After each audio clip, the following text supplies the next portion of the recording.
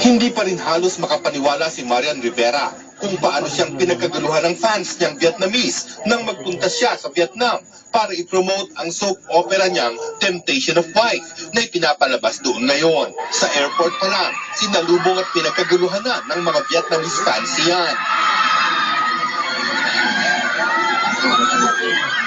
Maging sa press conference, nagpakita ng sobrang interes ang press sa Pinay Primetime Queen. Doon nagkakaroon ng kabuluhan yung pagiging artista ng isang tao, kung paano ka mahalin ng totoo ng mga tao sa mga ginagawa mo, kalahi mo man yan o hindi. Nakakataba ng puso.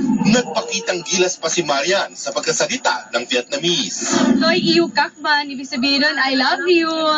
Tapos, Xin Xiao Kak Ban, hello everyone. Nasasabihin mo kay Dong. Hen Gak Kak Ban, sabihin nun, thank you. Ngayong nakabalik na sa bansa si Marian, sasama kaagad siya sa trabaho. Pupunta siya bukas sa Davao para makapiling naman ang mga tagahanga niya roon. Naghahanda na rin siya para sa taping ng bago niyang project sa GMA. Third week ng November, dire-diretso na 1 week taping na ako uli. May napili ng leading man para sa akin. Abangan nila kung sino. Wars